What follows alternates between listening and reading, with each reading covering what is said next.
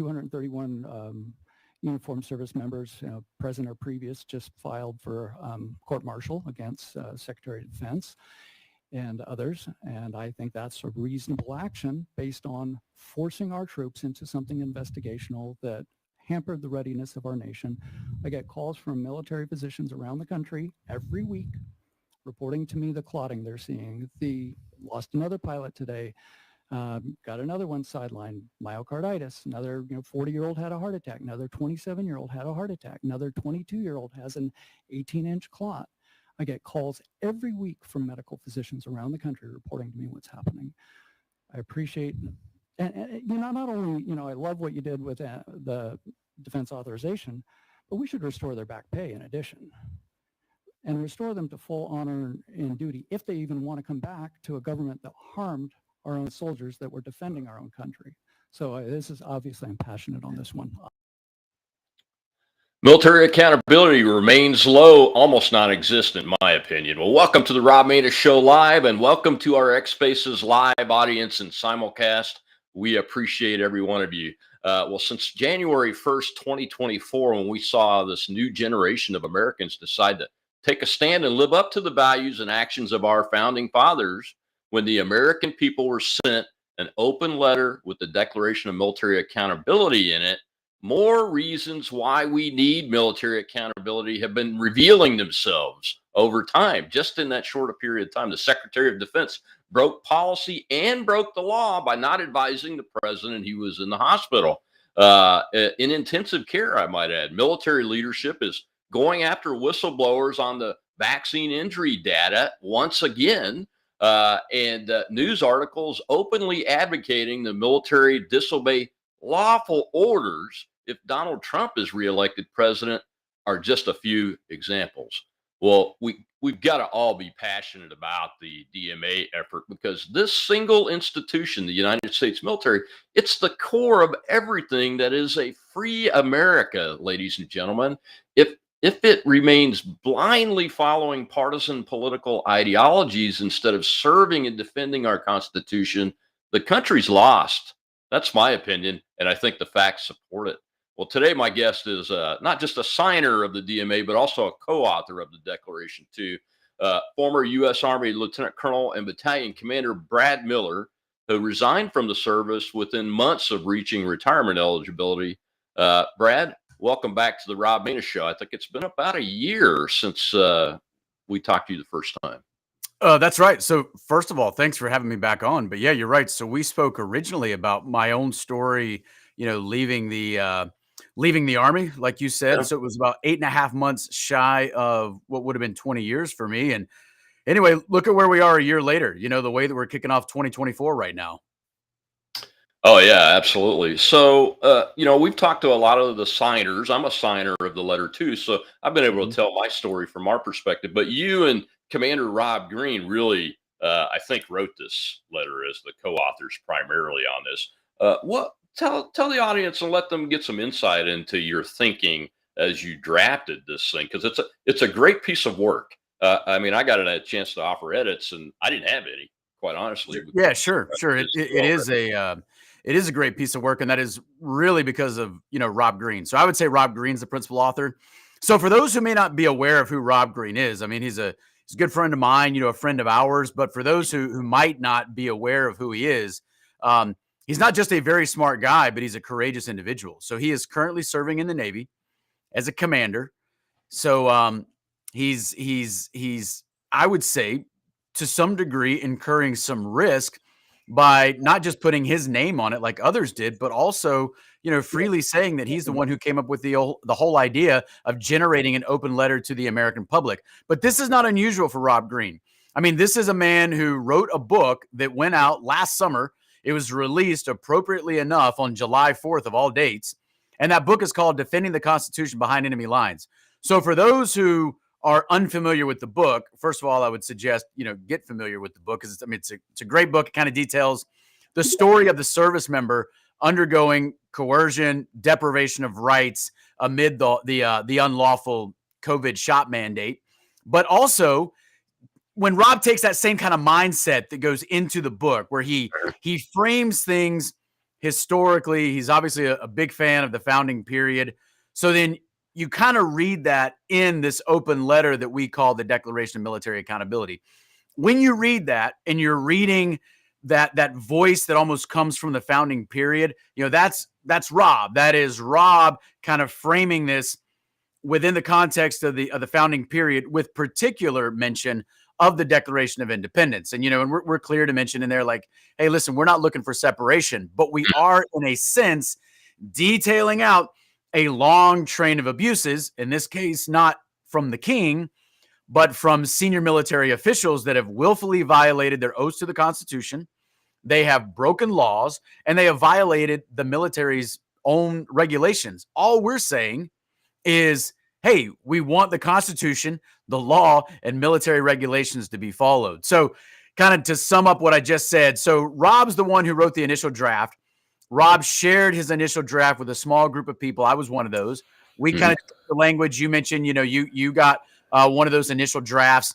Eventually, it went out to a larger group of people, and eventually 231 signatories who are courageous enough, some still serving in uniform, to put their name on the document. And of course, we rolled it out to the American public on January 1st. Yeah, I've said a couple of times that that I really admire, especially the folks that are still on active duty that have the courage to step up and sign that thing. It's I don't know, honestly. I have to be honest about it. I don't know if I would have been able to have that level of courage had I been in their shoes, quite frankly. But one of the questions that that folks have posed to me, Brad, about this is, did the president of the United States, who's kind of like the king, actually issue an unlawful order, or was something else going on between him and the general officers and admirals that got messed up in the mix, or was it just the way it played out? That because all of us that have read it and have been involved in this process know that these orders are unlawful at this point. Even I think 6 or 7 judges have said that in the courts, the civilian courts, anyway. Yeah. So, certainly we're not privy to what kind of discussions took place between the president and the Secretary of Defense or the chairman of the Joint Chiefs or other, senior Pentagon officials. We also know that there was no, when you read the law, we know that there was no presidential waiver that was sought or given. And therefore, the mandate, when it was passed down and implemented, came from the Secretary of Defense with no attempt to gain a presidential waiver. So what that means is that when the Secretary of Defense implemented that mandate, and that occurred on August 24th, August 24th, 2021, what that means is that everyone still has their right to informed consent, but that was deprived to, virtually everyone. And the other thing is that emergency use authorized products cannot be mandated. And so this is where we get into some of the legal games and the obfuscation and the shell games or the bait and switch between this ghost product that was called Comirnaty that was never ever available, that received an approval from the FDA on August 23rd, and then the very next day, DOD, ostensibly because there is now an approved product, implements the mandate. But that approved product didn't really exist, and it seems that there was never any intent to actually produce it. And that's where you kind of get this bait and switch between this Comirnaty product that is approved but doesn't exist, and then this Pfizer BioNTech product which exists but is not approved. And then you see legal games between, well, are they interchangeable?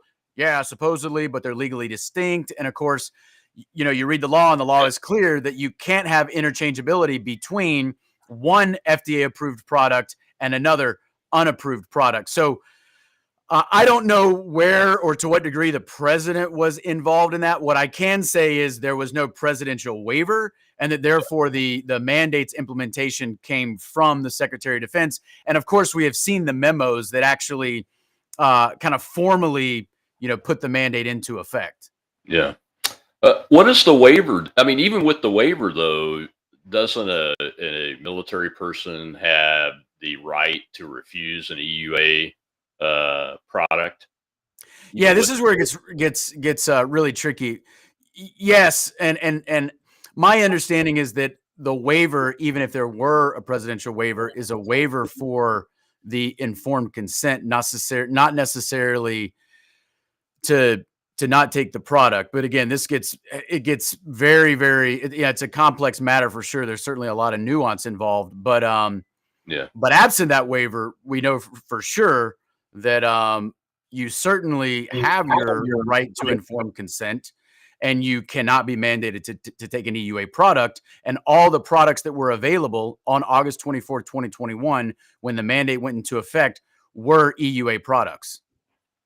Yeah, and that never changed throughout this entire 2-year process. Yeah, correct.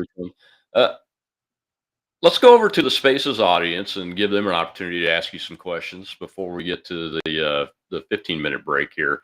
Kat, Chell, you guys have somebody over there that's got a question for Brad?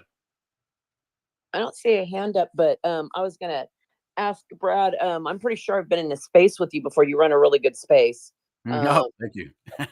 Yeah, no, I appreciate it. And I was going to ask you, with all this, okay, we're dealing with a government that really doesn't, that doesn't even want to, a military that doesn't even want to admit that like the shots have caused any damage to anybody. I'm wondering, like, at the end of the day, do you think maybe when Trump, I'm going to say when Trump gets back in there, do you think that there could be maybe some kind of reckoning over all this? And if there is, what would you like to see them do? What would you like to see the outcome of that be? Yeah. Okay. Good. Great question. Let me separate my opinion from the Declaration of Military Accountability, because I don't want anyone to attribute my position to the 231 individuals who signed the document. And the reason I say that is because the document is very specific, and its focus is very narrow, and it is exclusively focused on the implementation of the mandate that was both unlawful and harmful. Having said that, here's what I think needs to happen, and here's what I kind of hope, and we'll see if it does happen, but I certainly hope that it does. We need, first and foremost, we need wide-scale acknowledgement of what occurred. And when I say acknowledgement, I primarily mean of two things. One, the mandate was unlawful for the reasons that we just spoke about. Two, it was harmful. It was harmful physically. It was harmful morally. It was harmful to people's careers. I mean, I would argue that the entire military and then the greater military community, to include spouses, children of service members, were harmed to some degree by this mandate, because I would say the moral injury is greater than the physical injury, because there are plenty of people who weren't physically injured by this because they didn't even take the shots, but they were morally injured. I'd count myself as one of those. What's moral injury? Just to explain that very quickly. Moral injury is when an individual acts against his own moral code. You do something you know is wrong, you then feel guilty about it. That's a type of moral injury. Look at an organization that has a very clear established moral code, like the military. It has a very clear culture, has a very clear set of values that form its ethos. What happens when young service members see the military as a whole go completely against, in direct opposition to its own stated code of values? That's moral injury. So acknowledgement that it was unlawful, acknowledgement that it was harmful. Well, what's after acknowledgement? Accountability. Listen, if this is unlawful and crimes are broken, people have to be held accountable for those crimes. For those, let's say, senior officers whose conduct might not have met the threshold of criminal activity, but was still unbecoming the positions that they hold, I mean, they also should be held accountable. I mean, maybe they don't go to jail or whatever, but maybe they lose their positions. Maybe they lose their pension or receive a downgrade in rank. Whatever it is, I'm not here to say. I'm just saying that there need to be investigations and people need to be held accountable. The other thing that I would say is, after that, there's got to be some form of restitution. What we've got to do is we have to try and restore those who were harmed in as much as even possible to try and make them whole. Now, I would tell you, I firmly believe, and I think the data shows, there are service members who have been killed by these shots. There's no way to restore that. Unfortunately, there's just no way to restore that. There are others who have been physically harmed to a degree that they may or may not recover. But, where careers have been harmed or whatever, yes, I think people should be restored as much as possible. But to those who have been injured physically, here's part of the problem. DOD and the Department of Veterans Affairs fail to recognize vaccine injury, which means if you're an individual who was harmed by these shots, and I personally believe there are many, How can you receive proper and adequate treatment if the military physicians that are treating you are unlikely to put accurate information in your medical records because they're afraid to call it a vaccine injury? Well, then how do you know you're getting the treatment that you actually need? So to kind of sum what I think is my answer to a great question, again, 3 points. This is the way that I would word it. Acknowledgement that, it was unlawful and harmful, accountability, and then restitution in as much as possible. Now, what do I think is going to happen with whatever administration comes in next? Let me word it this way, because our declaration is completely apolitical and nonpartisan. Right. Whatever administration comes in next, I think is going to have to clean this up, because even if they do not want to do it, I think that the people, they're just going to have to. They're going to have to fix DOD. And I firmly believe that our declaration is going to inform conversations that happen on a national stage over the next 12 months between now and the election, whether that's speeches that are given by various candidates, whether it informs to some degree, directly or indirectly, questions and conversations that are had during debates.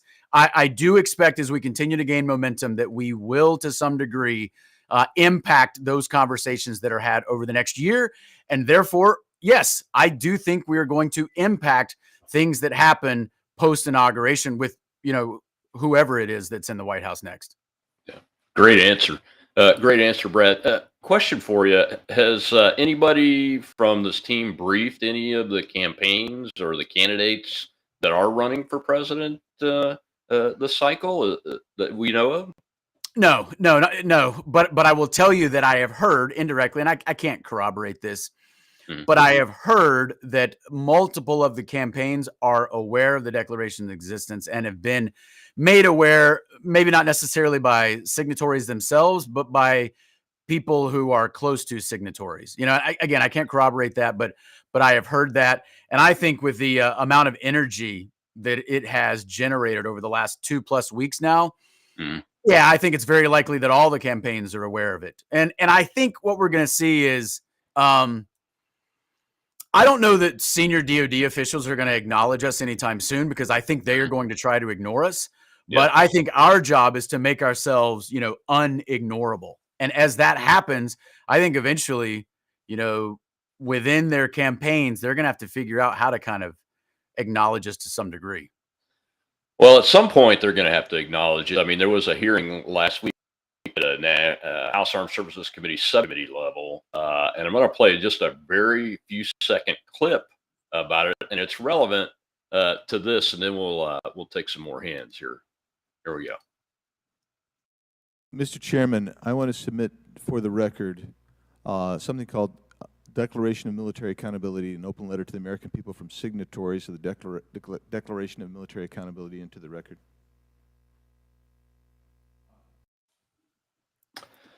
Now, that was Andy Biggs from Arizona, congressman, putting the DMA into the record in a hearing. It's the same hearing that Lieutenant Colonel Matt Lohmeyer, formerly U.S. Air Force, or Space Command, sorry, Matt, the first veteran of the Space Force, did a fabulous job at, folks. If you haven't seen the full hearing where Colonel Lohmeyer and Mr. T-Bolt from the Claremont Institute just take on and shred the lack of accountability and leadership and Marxism in the military and those kind of things. You got to go check it out.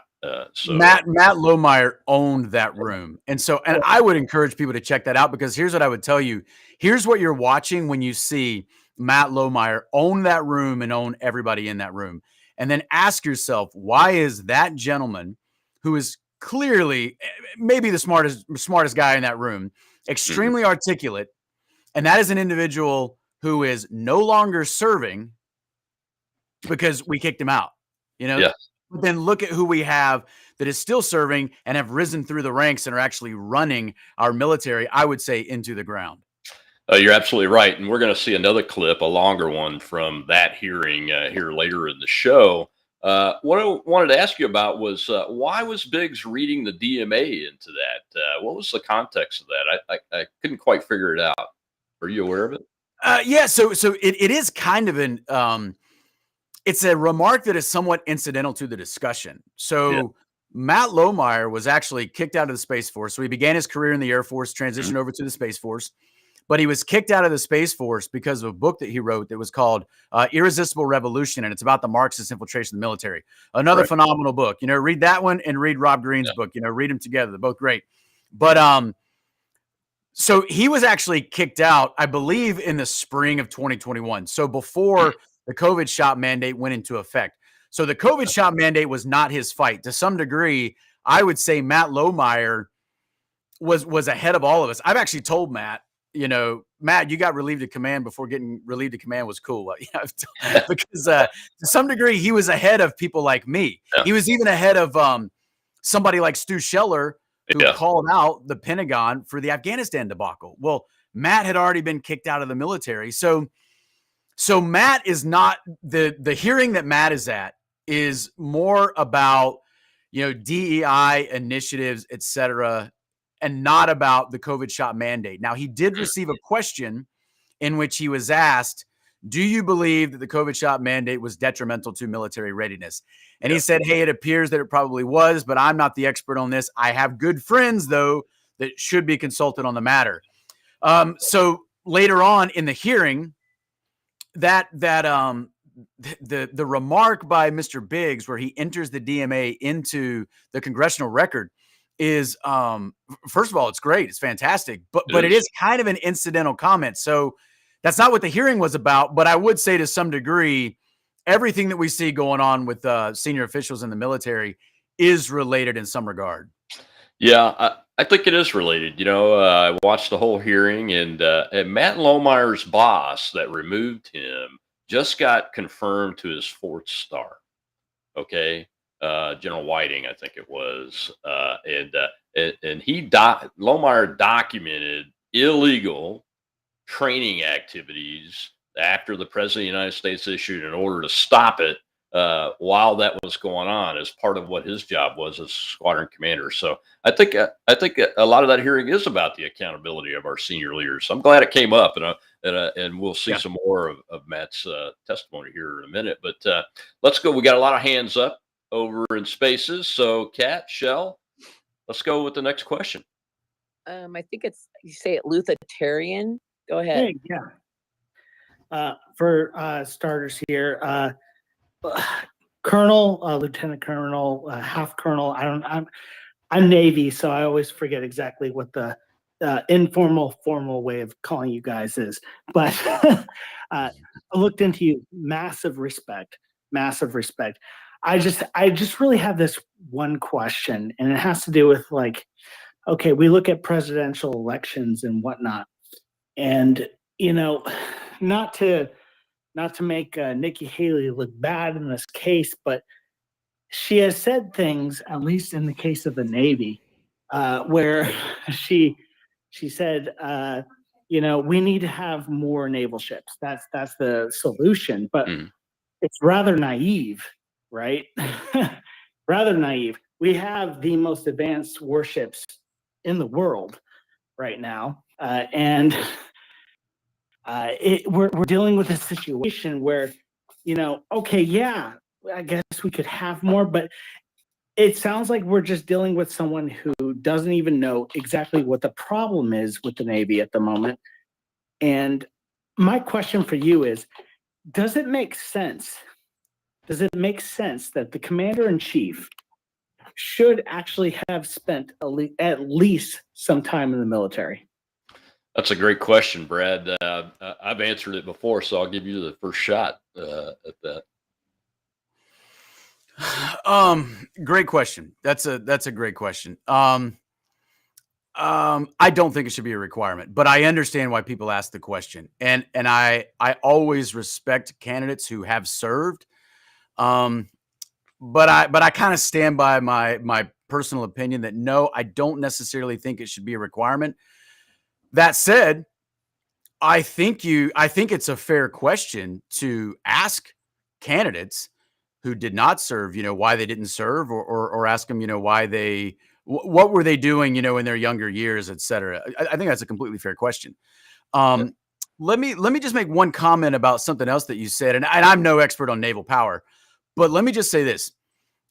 When we look, because it goes back to what I mentioned before with the previous question, look at the advantage that the United States has in terms of our ability to project power, largely because of our advanced tech, or our our entire enterprise when it comes to intelligence collection. And again, a lot of that deals with the advanced tech that we have. So we have advantages that no other nation in the world has, in some regards.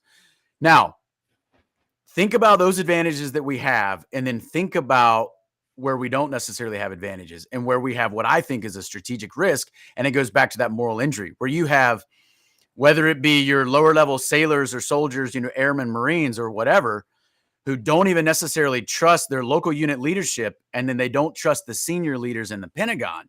They don't trust them to abide by their oaths to the Constitution. They don't trust them to make the best decisions that are actually in American interests. So I think that is a real strategic risk that to some degree undermines the other enormous advantages that we actually have in terms of our ability to project military might around the world. So anyway, so fantastic question about military service and the president, but just you mentioning kind of some of those other things and in the background to your question, if you don't mind, I'd made like me to want to make that comment. to make my point. Sure, go ahead. Yeah, it's just like, for instance, with the Navy, and yeah, I'll admit most of my experience is just Navy because that's where I was, right? Yeah. When it was way back in the day, the branches were debating about like, oh, we deserve more funding. We deserve more funding. No, we do. Mm-hmm. It got to the point that Senate finally said, oh, we're going to just split it even, right? And so what ended up happening with this was, especially when we decided to make aircraft carriers Nimitz class, we made multiple Nimitz class all at the same time. Sure. And barely could afford it. And now, because of that, we're dealing with this whole situation where, like, in the Gulf, Persian Gulf, we're expected to have at least one Nimitz class. Now it's Ford at this point, but still, that has to be there. But they all have to end up in the shipyards at the same time. Yeah. And so do me a favor, Terry, I need you to land it because we've got about 5 hands. I hear you. My long story short, we're dealing with a situation where we're seeing multiple people in Senate and now even Nikki Haley trying to say, let's just build even further into the military. And we're like, or the Navy, and we're like, hold the phone. We're literally having situations where we're just trying to getting the ships out to sea on testing and having the rudders fall off because we can't even afford it. Yeah. Like, let's instead deal with the situation at hand, right? And deal with what we actually have. And because they are the most advanced. And I guess that's what I'm saying is just like, I really am not a big fan of this whole idea of like a commander in chief who doesn't even know these basics. That's a great question. I appreciate your comments. There's a lot of issues associated with the what I would call the battle rhythm and scheduling, operational scheduling of the carrier battle groups, and I will tell for the audience, Libertarians' concerns are valid. I mean, we just pushed out the Teddy Roosevelt battle group out of maintenance and turnaround 2 or 3 months early, which is a very dangerous thing to do. It can be if you're expecting to go into a shooting war, and I don't think anybody is naive enough to believe that we're not at pretty high risk of doing that right now.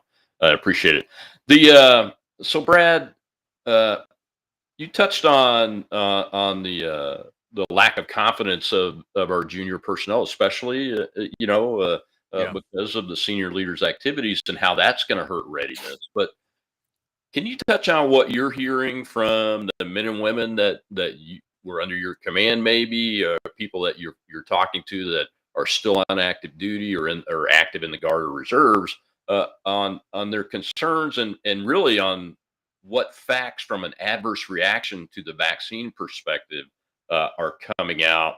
Because I mean, we're at like 90+% injected in our active duty. and National Guard and reserves, that's all of our people pretty much, because the other 10% are on the way out or got kicked out. I think there were a little bit over 8,500 of the folks like you that had to leave.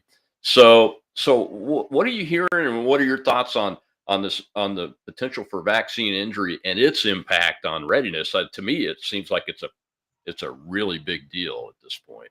Yeah. So great question. It's a big question. So if I remember correctly, I think the active force ended up being about 98% Yeah. that took the shots. Now, who didn't take the shots? Well, there were about 8,500 that ended up getting separated against their will for not taking the shots.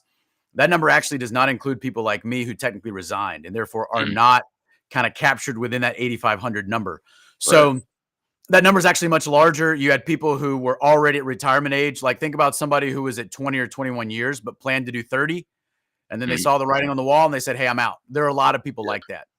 So that number is certainly much larger, but about 98% did take the shots. Now, many people might have heard a term called DMED. So DMED is an acronym, and it stands for the Defense Medical Epidemiological Database. Now, I have never looked into the database. I was never in the military medical community. That said, Yeah. I certainly have friends who have looked into it, quite often, and the military has certain whistleblowers who have come out and they have said, "Hey, listen, this database, we spend millions of dollars every year to maintain this database. Mhm. This database exists to give us early warning in terms of health risks that might be out there that could serve as a threat to the overall readiness of the force in a health perspective."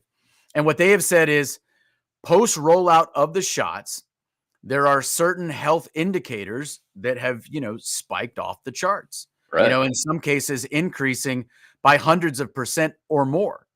And they have said, "Hey, listen, whatever is causing this, we need to figure this out." And these whistleblowers have been ignored.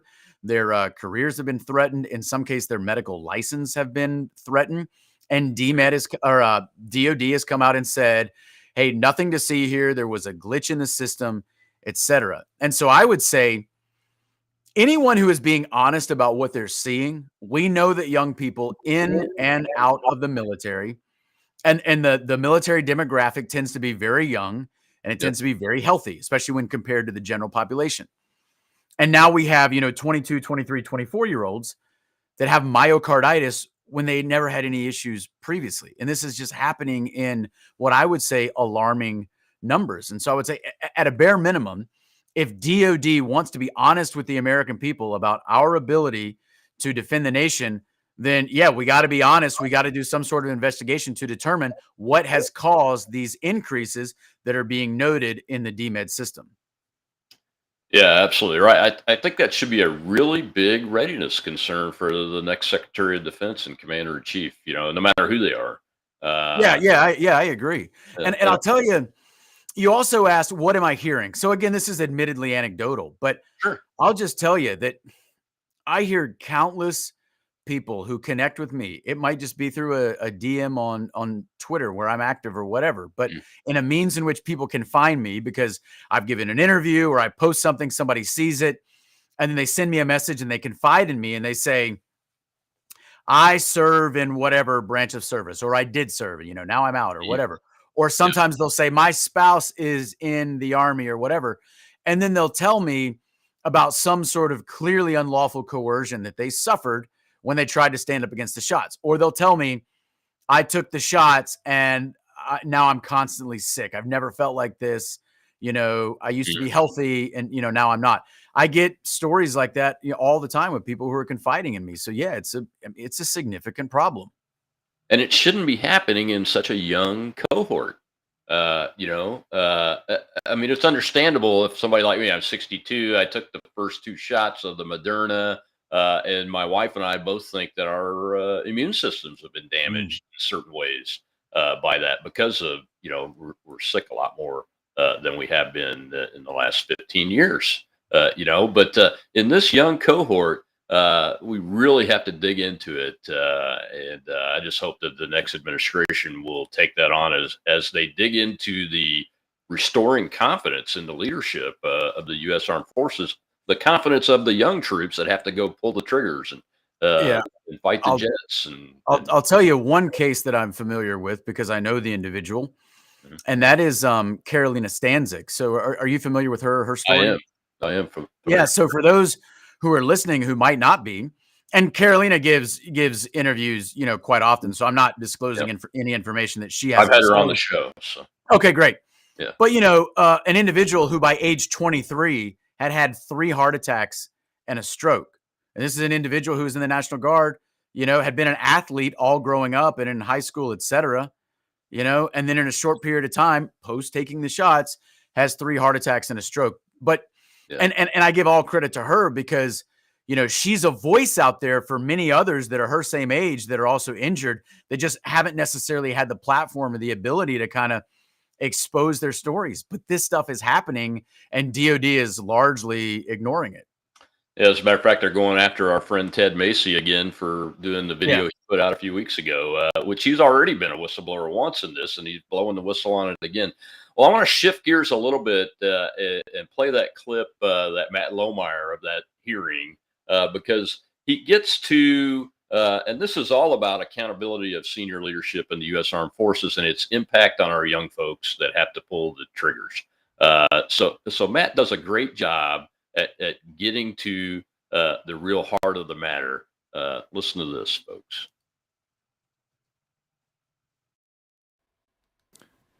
One point that the general made with which I disagree is that diversity is our strength. I don't think there's any evidence for that, but definitions matter. Words matter, and we're losing touch with this. I would reject the notion that diversity is our strength based on DEI definitions of diversity, equity, and inclusion.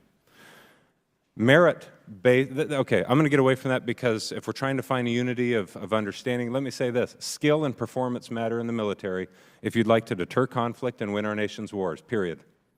As a commander in the military, I had a black colonel fly across the country to promote me to lieutenant colonel because I love the hell out of the guy and respect his views on the Federalist Papers, which he was teaching me after work hours, and because he was the best leader I've ever worked with.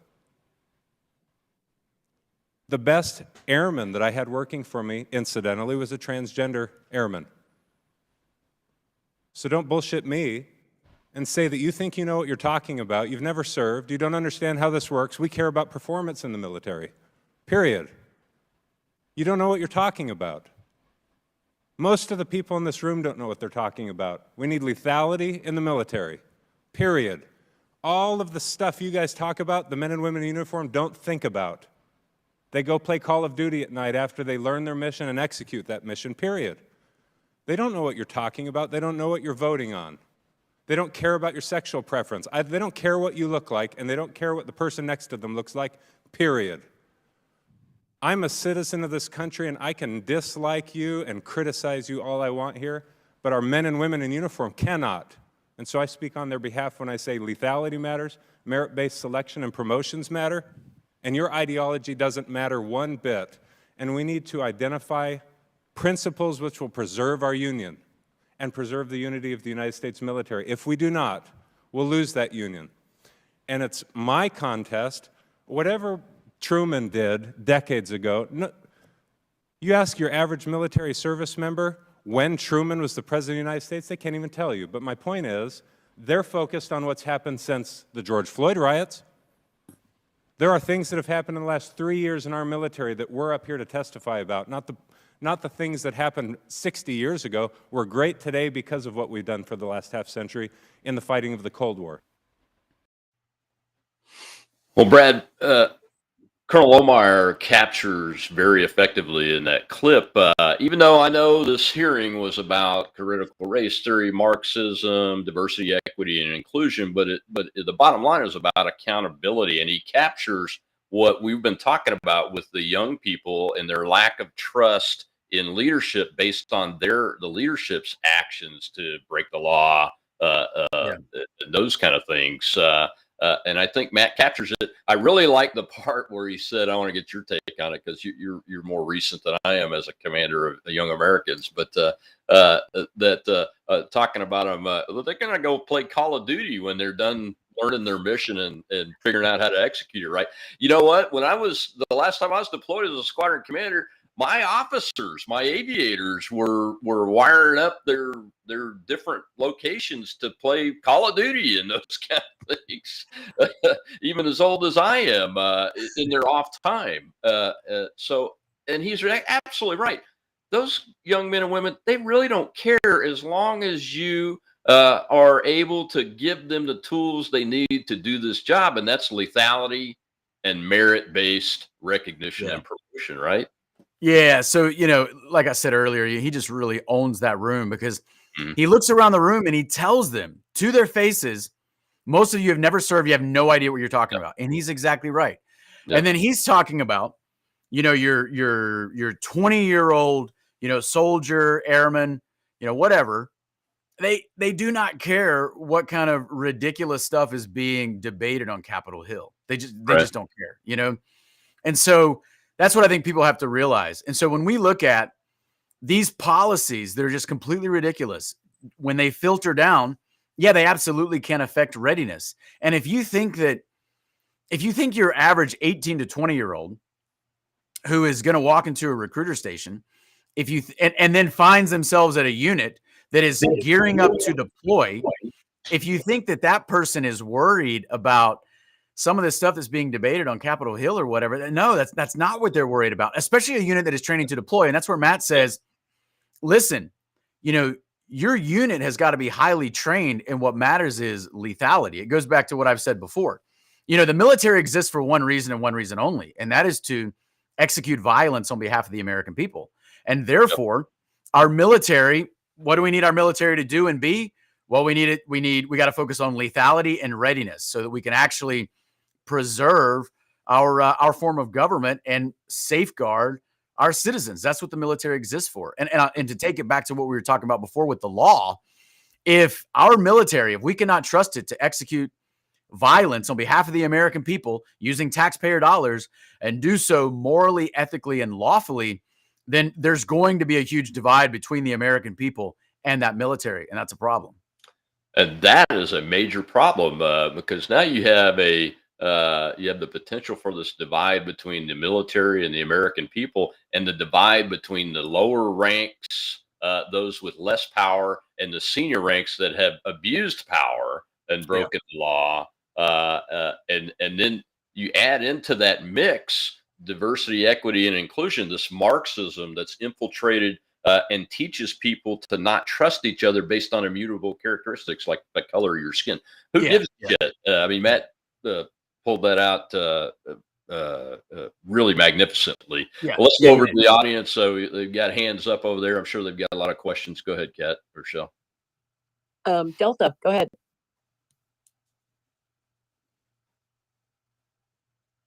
Hello, Delta. Go ahead, Adam. Hey, Kat, Shell, Colonel, Chad, of course, and Caroline. Hope everyone's doing well. God bless. In regards to the EUA, in my opinion, that's an illegitimate EUA because, there was treatments available. And if there are treatments available for a disease, whatever it is, that are already approved, that EUA is illegitimate. There is no standing for it. So the EUA itself, because there was hydroxychloroquine, there was ivermectin, which Trump promoted, and then they blackballed the hell out of it. Excuse my French. They blackballed those treatments and then put through a illegitimate EUA. So I think, I don't know, do you think that helps in that regard for the getting justice for these men and women that serve in our military that were discharged or, whatever, coerced to take this jab? Yeah, so good question. So first of all, I agree with you. I agree with you 100%. I think the EUA was predicated upon nonsense because the way I understand an EUA, if there are other therapeutics available, then you don't need an EUA. And you just mentioned some that were available: ivermectin, hydroxychloroquine, et cetera. And we know there was a massive campaign to discredit those. So I agree with you. The EUA is already problematic. Specific to what we're trying to do, unfortunately, I'm not sure that I don't want to say it doesn't matter, but DOD is not who put the EUA into effect. So in theory, I guess you could attack the EUA. That's true. When you look at our declaration, I don't know that we're necessarily tackling the question of the EUA because that's outside of what DOD did. But what we are saying is the mandate itself was unlawful because it's predicated upon the existence of an FDA approved product, which there was not. But again, I agree with everything you're saying about the EUA, and I do believe that it is completely dubious. And I think that gets to the audience member's question. Also gets to the fact that although the DMA, we're focused on DOD. Okay, when we signed that, we sent it to the American people. We're focused on the Department of Defense, but there were unethical actions, illegal actions taken by other parts of the federal government and state governments too, that also need to be held accountable. And I'm kind of looking, I ask the question all the time about one particular organization that I love to beat on, which is the FBI. Where are the folks in the FBI that are going to sign their accountability letter? I mean, there's enough in every organization at the federal level, I think, based on these actions and policies that got put into place. So it's much bigger than DOD. So that's a good point, caller, to bring that out. Well, Brad, let's. I want to shift gears again a little bit, but we're still staying on the accountability issue. But it's about obeying lawful orders this time. There was an NBC article that came out last week, and this is about Trump, but it could be about. I mean, you could insert the name of George Washington in this article. It doesn't really matter. But this article is actually advocating for something that really surprises me. And what we have done with the DMA is talk about pushing back on unlawful orders. This one, very short clip, but just kind of touches on it, and then we'll talk about it.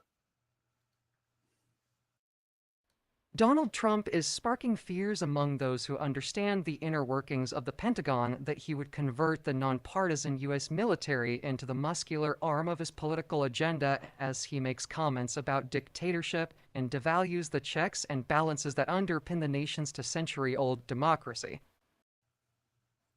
Now, this article is very long, but in two different places, it talks about how these organizations that are getting together, and these organizations are kind of like the organizations that got together to fortify the 2020 election, Zuckerberg, the Aspen Institute, some of the generals, retired generals, those kind of things. Although the article doesn't go that far, but what really jumped out at me is that they're advocating for the U.S. military to disobey lawful orders. I mean, it's very plain in that. And I just wanted to get your take. I don't know if you've seen this or heard about it, but it's I have. Again, within not just our military, but our country at large, really our citizenry, our government, that people would actually put this in writing. Maybe it's just me because I'm a 30+ career officer, and I know the rules and understand them very well. But that really just shocked me. Yeah, I think this is one of those points out there that unfortunately the average American citizen is, I would say, not very informed on. So we get this question a lot. So it's worth talking about. So I think the average American, what they know about the military, they get from movies, right? So, maybe. So they think that, you're always standing at attention. Everyone's got super short hair, and every day is basically like what basic training looks like. That's what the average American thinks, every day in the military is like. And if you serve for 30 years, every day is, basically like basic training. So anyway,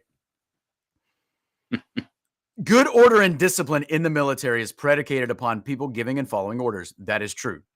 You could not have a functional military of any, type at all without orders.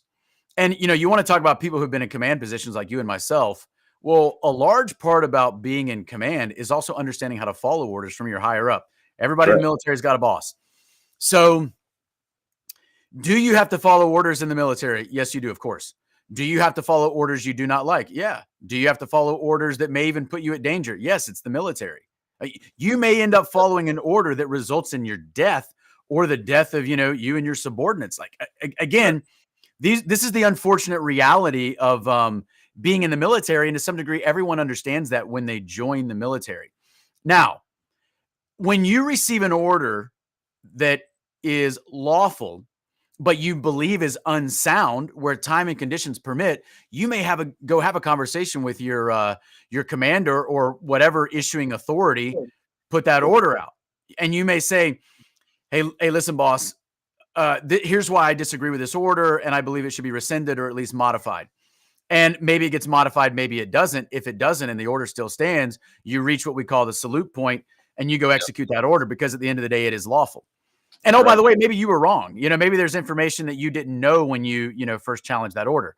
Now, let's talk about unlawful orders, because when you receive an order that you believe is unlawful, or there's some sort of prima facie evidence that it might be unlawful, then you are duty bound to challenge it. So it's not just that you are obligated, or that you are not obligated to follow it. You actually have a duty obligation to disobey that order. Now, I don't think you should just disobey it and do nothing. I think you should approach for clarification, make sure you understood the order properly, and give your commander or your superior a chance to amend that order or rescind it or modify it or whatever. But no, you do not have an obligation to follow unlawful orders. You actually have an obligation to disobey that orders. But let's talk about lawful orders for a moment. Yeah. Again, in the military, yes, you are expected to give and receive lawful orders. And no, you cannot just choose to disobey orders because you happen to disagree. Again, maybe you can engage in a conversation with the issuing authority as to why you disagree, but orders stand, and they stand for a reason. That's right. Yeah, they sure do. I think the most recent example is Secretary of Defense Austin. He has a written set of orders, so to speak, from the President of the United States. The two of them are the National Command Authority, and there's a written set of orders and policies and law that says that the person in that position is supposed to be informing their boss about that. And not every youngster is going to see that, but the sharp ones will know that this happened. And that there's been no accountability for it. And those are lawful orders. That's my concern here. I mean, man, we can't have generals or lieutenants or sergeants or corporals or senior airmen going around saying, that's a lawful order, but I don't have to obey it. Yeah. A lot of times when I explain this, boss, and saying, hey, boss, you want to do this or that? You may want to do that, but and then getting to the salute point is spot on. I can't believe that senior officers are supporting the ideas in articles like this. Yeah, I mean, it's incredible. It's crazy. But a lot of times when I explain this thought, I'm kind of explaining the importance of disobeying unlawful orders, and therefore I'm explaining it from the perspective of a subordinate who receives what they think of as an unlawful order. But your question is a little bit different. So, if we talk about a lawful order and we talk about it from the perspective of he who gives the order, and both you and I have been commanders, if I give an order that I know is completely lawful as a battalion commander, I mean, I am expecting my company commanders to be executing that order, right. That's right. I mean, that's otherwise my organization is going to be completely ineffective. Yeah, and in this particular case, it's talking about a specific individual as President of the United States. Look, I served under Jimmy Carter, Ronald Reagan, Bill Clinton, George H.W. Bush, George W. Bush, Barack Obama, and had to follow orders from every one of those men and their administrations. And I don't agree with about half of them from a political perspective, but that's not my job. In the U.S. Armed Forces to understand that, if Barack Obama gave me an order and there's no other person, I only bring him up because there's no other person that's held the office that I more totally am at odds with from an ideological perspective.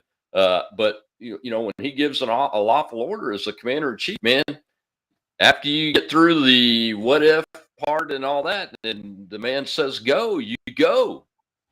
You go, and that's what's got to happen. So we're at a very precarious time. Well, we've got some more hands up. Let's go over to the live audience and give them a chance to ask some more questions before we close this out, Brad.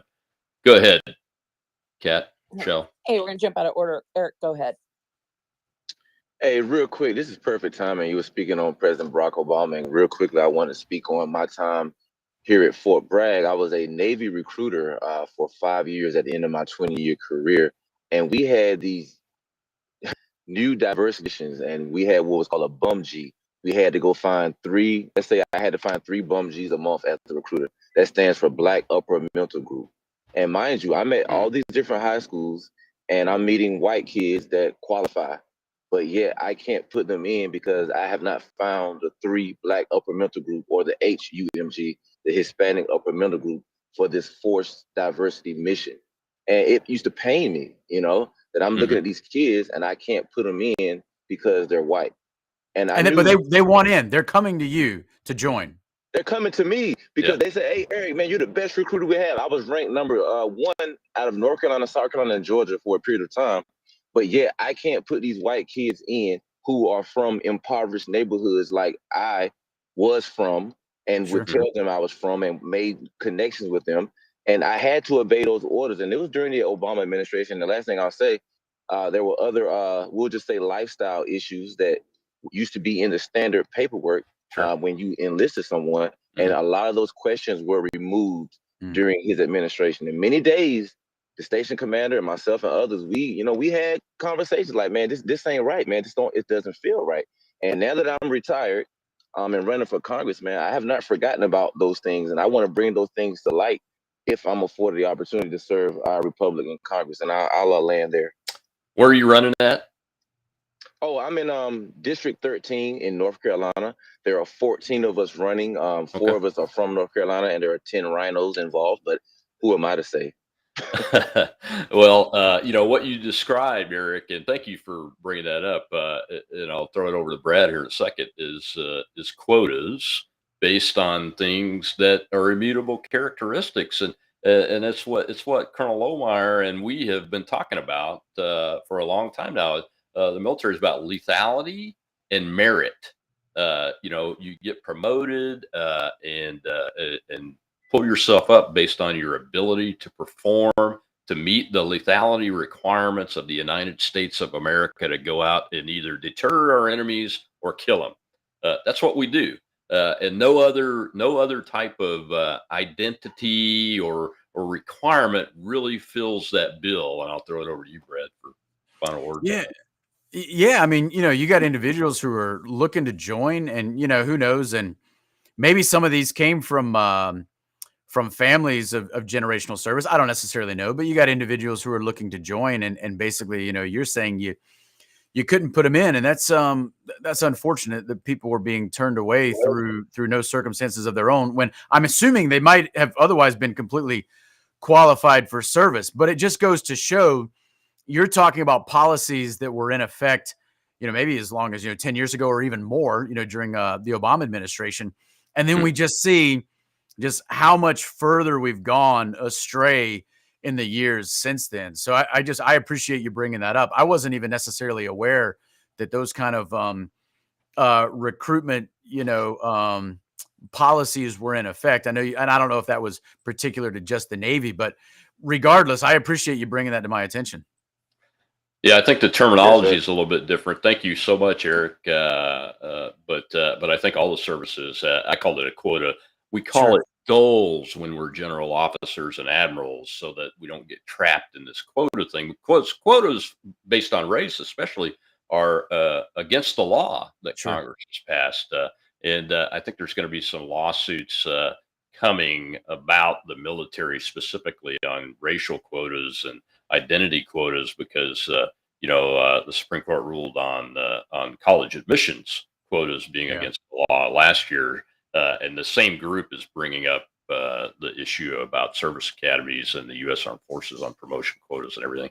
I think that's important. Well, Brad, thank you so much for joining us today. We appreciate it. Thank you to the Spaces audience. We appreciate you all.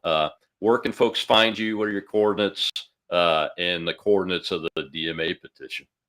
Yeah. So if you want to go find the Declaration of Military Accountability, go to militaryaccountability.com, militaryaccountability.com. You'll see the one-page DMA. You'll see the 231 signatories, their names are there. And then you'll see a petition associated with the DMA that anybody can sign. You don't need any affiliation with the military whatsoever. For me, you'll want to find me. I'm pretty active on Twitter or X at my name, at Brad Miller 1010, at Brad Miller 1010. Also, you can find some of the stuff that I write on Substack at bradmiller10.substack.com. Well, thanks, brother. Someday we'll all have to get together in person and have some kind of conference, or call it a party or something. All right. Yes, sir. Thank you. Shoot the breeze about this and how we're going to get it fixed. Thank you very much. God bless you. Right. Thanks for your efforts. God bless.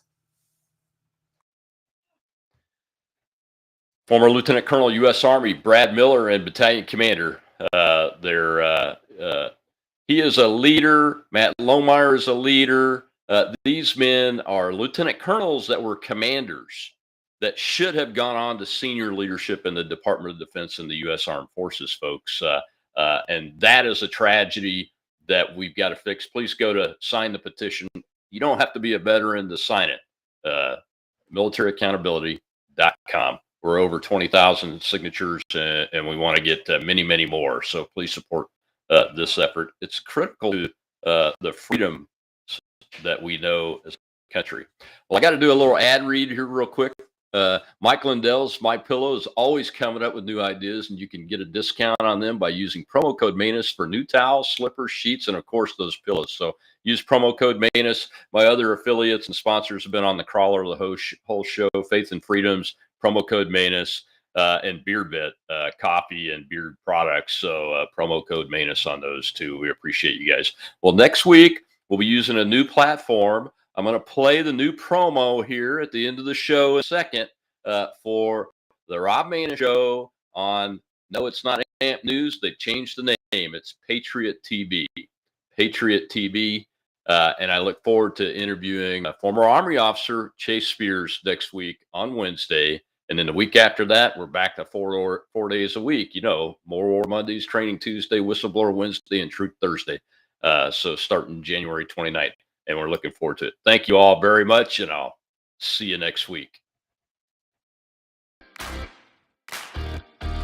To see more of Maness Live with Rob Maness, scan the QR code now.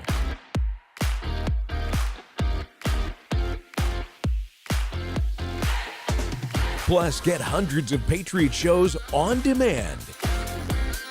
Get your 7-day free trial today and pay only $4.99 a month after. Patriot.tv. Start your free subscription now.